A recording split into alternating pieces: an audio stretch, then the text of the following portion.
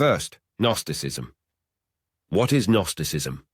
Gnosticism was, and is, a term used for any system of false doctrine which professed the possession of a higher, secret, mysterious knowledge, the attainment of which gave its owner not only special insight, but also special powers and a special in with God and all things divine. As we have seen before, during the 1st century, there was no such thing as a codified religion of Gnosticism. Rather, it was a case of many teachers coming from both pagan and Jewish backgrounds who each peddled their own similar yet distinctive brands of spirituality through secret knowledge and contact or combat with unseen forces, analogous to the kaleidoscopic variety of New Age teachings we find in vogue in our own day. What all these schemes have in common then as now is that they are all absolutely false and absolutely dangerous. In the time of writing of Hebrews, Gnosticism paraded as a means for helping God through combat with unseen evil forces, and said combat sometimes patterned itself after the law in selective asceticism, it more frequently involving illicit sexual behavior, which of course required the participant to turn Scripture on its head. Herein we see all three satanic lies on full display, turning away from the truth to a substitute, alternative truth, then indulging oneself with no thought of God's authority, then finally justifying oneself by replacing God in one's heart with another God who needed help in fighting this fight against Satan.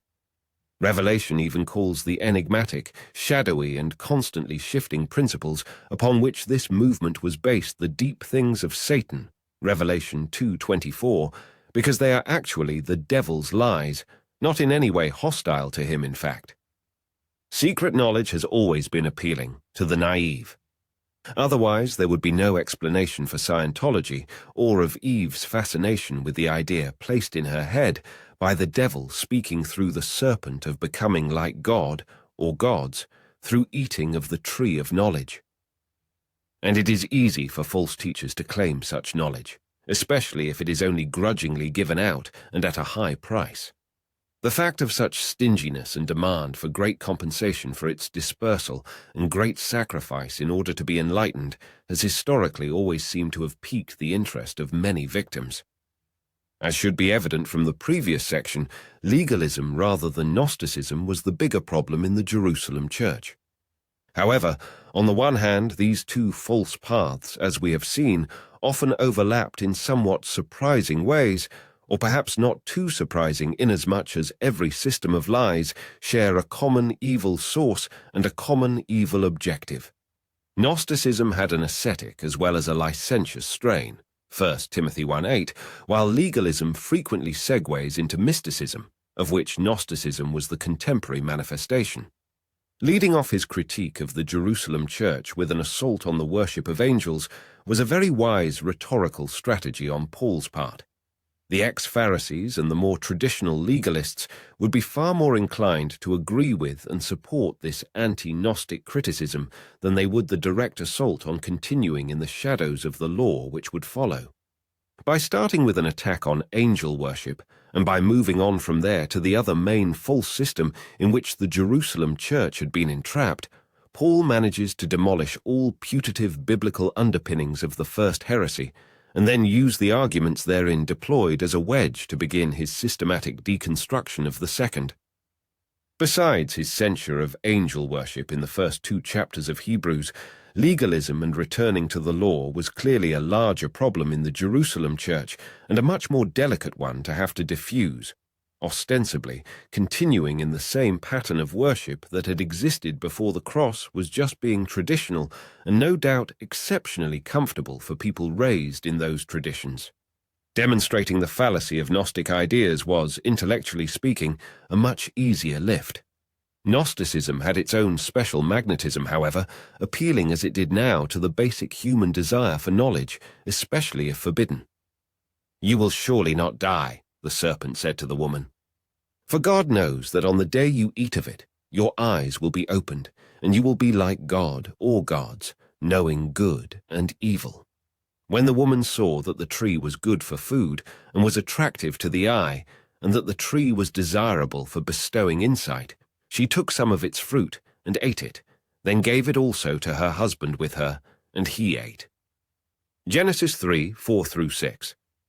When we consider that the secret knowledge Gnosticism proffered was fortified by opportunities for engaging alternately in promiscuity and severe self-denial in succession as part of its pattern of worship, we gain some small idea of its contemporary appeal.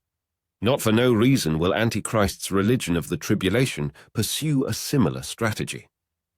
You have not yet resisted to the point of shedding your blood in your struggle against sin. Hebrews 12:4.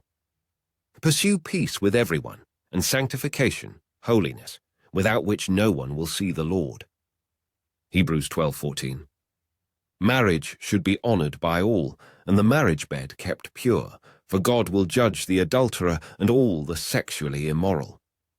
Hebrews 13:4. It is certainly understandable that, after refuting Gnosticism's underpinnings in the first 2 chapters of Hebrews, Paul would have rightly considered a detailed exposition of its baser teachings an unnecessary distraction, especially since the problem was by this time very well known and had been thoroughly covered by him in his other epistles. So while he does reference the problem and warn in the passages above about its consequences, we are only given occasional hints about it elsewhere in the epistle, once Paul has moved on from Gnostic abuse of angelic issues to the larger and equally serious problem of returning to the shadows of the law. We do know from elsewhere in the New Testament, however, that Gnosticism was a serious stumbling block at this time, and not only for Christians of Jewish origin. Beware lest anyone cheat you through philosophy and empty deceit, that is, Gnosticism, according to the tradition of men, according to the basic principles of the world, ta stoicheia, and not according to Christ. Colossians 2:8. O Timothy! Guard what was committed to your trust, avoiding the profane and idle babblings and contradictions of what is falsely called knowledge, literally, gnosis. By professing it, some have strayed concerning the faith. 1 Timothy 6:20 and 21.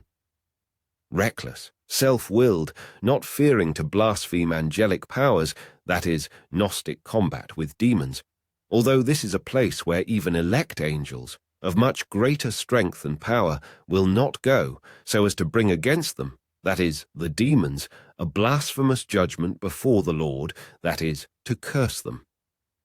2 Peter 2:10. In the same way, these false teachers, deluding themselves with false visions, defile their flesh, reject all authority, and bring slander against angels, that is, Gnostic combat with eons. But even the archangel Michael, when he was contending and disputing with the devil over Moses' body, did not dare to pronounce a slanderous judgment against him, but said instead, "May the Lord rebuke you." But these men blaspheme about things of which they know nothing, and what they understand by virtue of their sinful natures, by these things they are corrupted. Jude 1:8-10. But you do have this in your favor, the fact that you hate the works of the Nicolaitans, that is, Gnostics and other false teachers of the time, which I also hate. Revelation 2:6. And to the rest of you in Thyatira, as many as do not hold to this doctrine, that is, of Nicolaitan Gnosticism, you who have not acknowledged Satan's deep teachings, as they call them, I am placing upon you no further burden. Revelation 2:24. This is just a selection of New Testament passages where Gnosticism is addressed directly or indirectly. Later on, that is, in the years following Paul's writing of Hebrews, Peter and James both would, as we have seen, write letters to the churches of Asia Minor, focused in no small part on this same problem. The Jerusalem church was certainly not isolated from communication with the rest of the Christian world at that time. Indeed, it was the original hub or mother city of it. This meant that in the beginning of the church, and also at the end of the apostolic era, truth and missionary efforts flowed out of it to the Mediterranean world beyond, at least in the persons of the apostles and their epistles. But in between, we do find this period wherein negative influences were swimming upstream, so to speak. Naturally, all manner of proselytes had for centuries always come to Jerusalem for the yearly festivals, as well as to commune with famous teachers of the law, Acts 22:3. and we may assume with mystics and Gnostic teachers as well. Such is the case even in our own day. We may thus be sure that whatever was going on elsewhere in the Jewish Mediterranean milieu eventually made its way to Jerusalem as well.